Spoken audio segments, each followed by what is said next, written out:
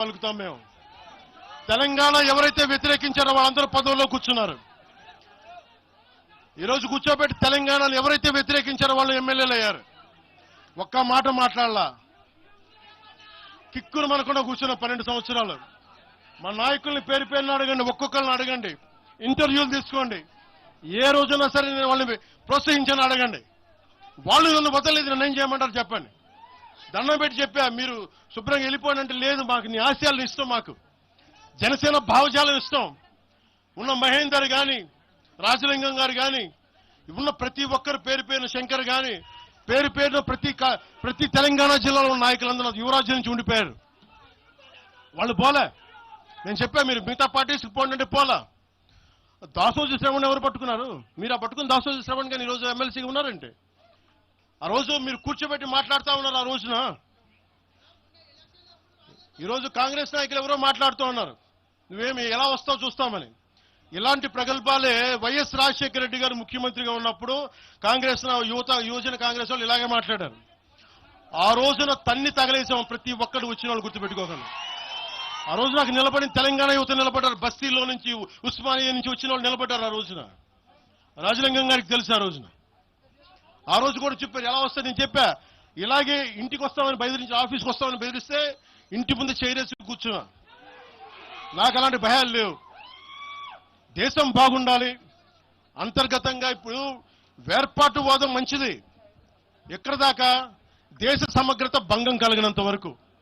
ఎవరు ఉండకూడదు, రాకూడదు, మీ గొంతులు తొక్కేస్తామంటే ఇది ఏమనుకున్నారు? భారతదేశం అనుకున్నారు, లేదా పాలస్తీనా అనుకుంటున్నారు? మీరు అందరూ ఇది భారతదేశం, పాకిస్తాన్. మీ ఇష్టానికి రాకూడదు, మీ ఇష్టానికి ఏమనుకుంటారా మీరంతా? నా దేశం, నేను ఎక్కడైనా అడుగు పెడతా. నాకు రాజ్యాంగ పరంగా కల్పించిన హక్కు ఇది. ఇప్పుడు కాంగ్రెస్ నాయకులకు ఒకటే చెప్తున్నా, రాహుల్ గాంధీ గారు కానీ, ప్రియాంక గాంధీ గారి దక్షిణ భారత్లోకి వచ్చి వైనాడులో పోటీ చేయొచ్చు. ఇందిరాగాంధీ గారేమో మెదక్లో పోటీ చేయొచ్చు. పివి నరసింహారావు గారిని ఎక్కడి నుంచి గెలిపించారు? తెలంగాణలో ఆయన ఓడగొడతారనే కదా ఆయన ఆ రోజున కొంచెం నంద్యాల పార్లమెంట్ నుంచి గెలిపించింది. ఆంధ్ర ప్రజలు కాదా గెలిపించింది? అప్పుడు ఆ రోజు తెలంగాణ నాయకుడిని చూసారా, మన నాయకుడిని చూసారా? ఆ రోజున ఏం బెదిరిస్తారా మీరందరూ కూర్చోబెట్టి?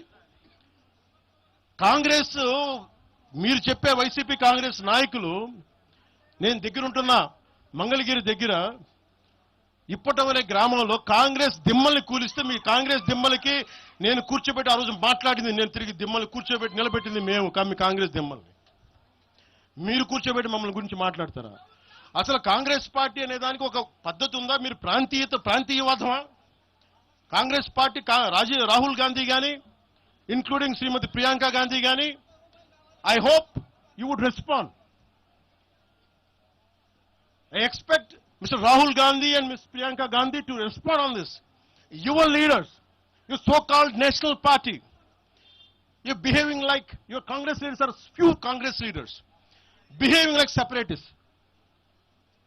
And Meeru, again you want to come into Andhra Pradesh and your Congress has to be there.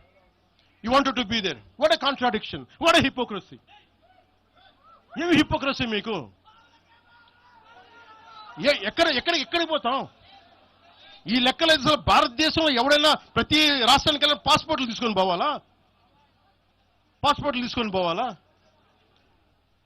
ఎక్కడికి పోతున్నారు అందరూ కూర్చోబెట్టి? ఏం మాట్లాడతారంతా? మేధావులందరూ కూర్చొని పాసం యాదగిరి గారు ఉన్నారు. ఆయనంటే నాకు చాలా ఇష్టం, నాకు ఆయనంటే గౌరవం. ఆయనంటే ఇదే ఇంట్లో ఆయన కూర్చోబెట్టి ఒక 2-3 గంటలు మాట్లాడాను ఆయనతోటి, పాసం యాదగిరి గారితో. ఆయన వల్లే, ఆయన మాటల్లోనే వచ్చింది మాకు దామోదరం సంజీవయ్య గారి గురించి. దామోదరం సంజీవయ్య గారి గురించి మొదట దళిత ముఖ్యమంత్రి ఉమ్మడి ఆంధ్రప్రదేశ్, ఆయన గురించి మాట్లాడింది పాసం యాదగిరి గారి మాటల్లో మేము వస్తే దాని గురించి మాట్లాడాం. అలాంటి నేను గౌరవం చూపించే వ్యక్తి కూడా నన్ను తిడతా ఉంటే చాలా బాధ అనిపిస్తుంది. ఎటుపోతాం మేము? దేశం విడిచి పారిపోలేం కదా. నా నేల విడిచి ఈ నది, గోదావరి నది, కృష్ణా నది ఈ నేలను విడిచి పారిపోద్దా? పవన్ కళ్యాణ్ ఈ నేల విడిచి పారిపోతాడా? ఎక్కడికి పారిపోతాం మేము? ఎక్కడికి పారిపోం. ప్రజల మధ్య వైషమ్యాలు పెట్టకండి. తప్పు చేసిన నాయకులను చీల్చి చెండాడిన సంతోషం నేను కూడా మీతో గొంతు కలుగుతా. అంతేగాని కూర్చోబెట్టి కష్టపడి ఉద్యోగం కోసం, ఉపాధి కోసం వచ్చిన వాళ్ళకి దయచేసి భయపెట్టకండి. మేము ట్యాక్సులు కడతాం, దేశాన్ని ప్రేమిస్తాం, సమాజానికి అవసరమైతే మేము నిలబడతాం, ఎక్కడికి పారిపోలా. అలాంటిది కూర్చోబెట్టి బెదిరిస్తా ఉంటే ఎంతకాలం బెదురుతాం? మీరు భయపెట్టే కొద్దీ గుండె గట్టి పడద్దు తప్ప భయపడదు, గుర్తుపెట్టుకోండి.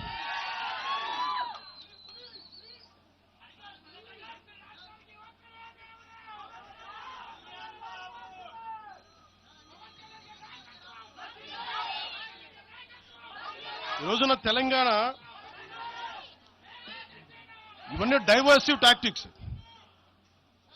ఆంధ్రప్రదేశ్ నుంచి 4.5 నుంచి 6 లక్షల మంది గ్రాడ్యుయేట్స్ వస్తా ఉన్నారు. తెలంగాణ నుంచి 5 నుంచి 7 లక్షల మంది గ్రాడ్యుయేట్స్ వస్తా ఉన్నారు. రెండు రాష్ట్రాలను కలుపుకొని 10 నుంచి 13 లక్షల గ్రాడ్యుయేట్ అవుతా ఉంటారు, ఉత్తీర్ణులు అవుతా ఉన్నారు. ఎస్టిమేటెడ్ అన్ఎంప్లాయ్మెంట్ రేటు ఆంధ్రప్రదేశ్లో 4.2%, తెలంగాణలో 5.0%. వీటి మీద మాట్లాడతామా? ఉపాధి అవకాశాల కోసం మాట్లాడతామా? పవన్ కళ్యాణ్ చెప్తారా? మీరు ఏది వస్తుంది మీకు? ప్రతిదానికి కూర్చోబెట్టి ఇంకెంతకాలం ప్రాంతీయ విభేదాలు ఇస్తారు మీరు? ఎంతకాలం? ఇక్కడితో మీరు ఆపాలి దయచేసి. ప్రజలు కూడా గమనించాలని మనస్ఫూర్తిగా కోరుకుంటా ఉన్నాం, మనస్ఫూర్తిగా. 6 గ్యారంటీలు 6 సీట్లు మీరు మాట్లాడండి. తెలంగాణ యుద్ధం మీరు మాట్లాడండి, మీరు నిలబడండి, మీరు మాట్లాడండి. జనసేన పార్టీ 7 సిద్ధాంతాలు పుస్తకాల్లో చదివి వీటన్నిటికంటే కూడా తెలంగాణ నేల నేర్పించిన విలువలు ఇవి. వీటి కోసం మేము నిలబడే ఉన్నాం. ఇవేదో పుస్తకాల్లో రూపొందించిన సిద్ధాంతాలు కావి, తెలంగాణలో మేము చూసిన సామాజిక వాస్తవాల నుంచి పుట్టిన సిద్ధాంతాలు ఇవి. ఉస్మానియాలో 2009లో ఆ రోజు గద్దరన్న పక్కనే ఉన్నాడు.